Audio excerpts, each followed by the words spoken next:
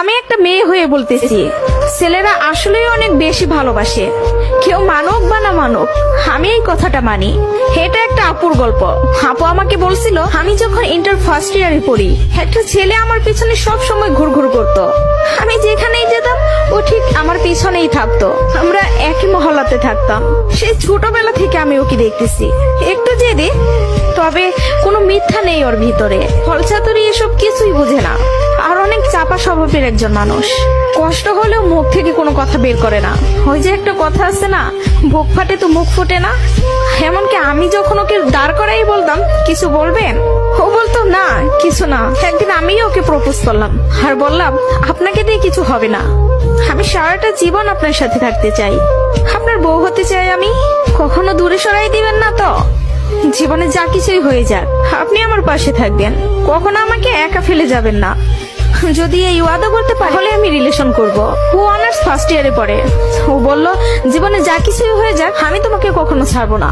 আমাদের সম্পর্কের বয়সটা যখন 2 বছর, তখন আমার বাসায় বিয়ের প্রেসার দেওয়া শুরু হয়ে গেল। ফ্যামিলি থেকে ছেলে খুঁজতেছে, সরকারি চাকরিওয়ালা, বিসিএস ক্যাডার। এসবের মধ্যে আমি ওর কথা বলতে ভয় পেতাম, কারণ ও এখনো পড়ালেখা করতেছে। চাকরি তো দূরের কথা, চাকরি পাইতে তো অনেক সময় লাগবে, কিন্তু আমার ফ্যামিলি তো আমাকে সময় দিবে না। আমি অনেক কষ্টে আম্মুকে রাজি করাই। আম্মু যেন আব্বুকে এই কথাটা বলে, আর আম্মু আব্বুকে বলে। আব্বু সাথে সাথে মুখের উপর বলে দেয়, সম্ভব না, বেকার ছেলের হাতে আমি আমার মেয়েকে দিব না। তখন আমিও ভাবছিলাম, কথাটা তো ভুল না, কথাটা তো সঠিক। কোনো বাবা মাই চাইবে না বেকার ছেলের কাছে মেয়েকে বিয়ে দিতে। আমি নিজেও তো কখনো চাইবো না, কিন্তু তারপরও মাথায় চলতেছে, আমি যদি ওকে হারাই ফেলি, আর কখন কি ফিরে পাবো ওকে? আমি তো আর ফিরে পাবো না। পরবর্তীতে আমি ওকে সব বলি, ওকে বলি কি করব বলো। তখন বুঝতে পারতেছিলাম ও কান্না করতেছে। ও আমাকে বলে, আম্মু ডাকতেছে, জাস্ট একটা মিনিট, আমি আম্মুর কথাটা শুনে আসি। তুমি একটু লাইনে থাকো, এসে তোমার সাথে আমি কথা বলতেছি। আমি তোমার জীবনে আছি 2টা বছর, কতটুকু আমাকে চিনো জানো আমি জানি না, কিন্তু তোমার পরিবার তোমার সাথে 18টা বছর তোমার পাশে আছে। আমি কখনো বলবো না যে তুমি তাদের ছেড়ে আমার কাছে চলে আসো। আমি জানি না আমার বাসায় থেকে মেনে নিবে কিনা। পড়ালেখা শেষ করতে করতে আরো 2টা বছর লেগে যাবে, কবে চাকরি পাবো সেটারও তো কোনো ঠিক নাই। আমি যদি তোমাকে ভালো না রাখতে পারি, আমি তো নিজেকে কখনো মাফ করতে পারবো না। আমার কাছে তোমার হাসিটা অনেক দামি। তোমার যেটা ভালো মনে হবে তুমি সেটাই করো, তুমি যা বলবো আমি সেটাতেই রাজি। এসব কথা শোনার পরে, আর যাই হোক, একটা মেয়ে তার ভালোবাসার মানুষকে কখনো ছেড়ে যাইতে পারে না। আমি তখন একটা জিনিসই ভাবতেছিলাম, জীবনটা তো ছোট, আর আমি আমার এই ভালোবাসার মানুষটাকে হারাই ফেললে আমি নিজেই সারা জীবন আফসোস করব। এরকম কোন ছেলে আর আমাকে ভালোবাসতে পারবে না, আমি ওকে ছাড়তে পারবো না। আমি বাসায় আবারও বুঝাই, তারা বুঝে না। তারপর আমি বাসা থেকে বের হয়ে যাই।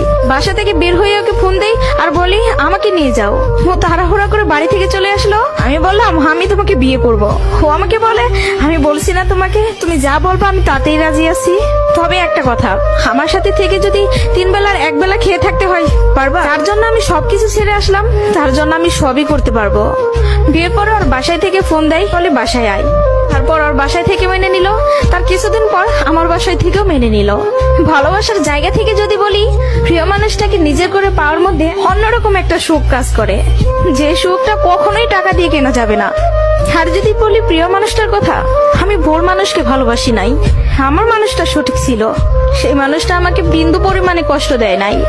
আমি সবসময় একটা কথা বলি, ভালোবাসা সুন্দর যদি মানুষটা সঠিক হয়। প্রিয় মানুষটা যখন নিজের হয়ে যায়, তখন এতটা শান্তি অনুভব হয়, তা হয়তো বলে বোঝানো যাবে না। সুখে থাকতে, ভালো থাকতে টাকা পয়সার আমূল প্রয়োজন পড়ে না, যদি ভালোবাসার মানুষটা পাশে থাকে। কাউকে ধরলে হাতটা শক্ত করে ধরবেন, যেন দিন শেষে সব সময় আপনার পাশে থাকে। তো সবাই ভালো থাকবেন। ভিডিওটি ভালো লাগলে প্লিজ সবাই শেয়ার করবেন। আর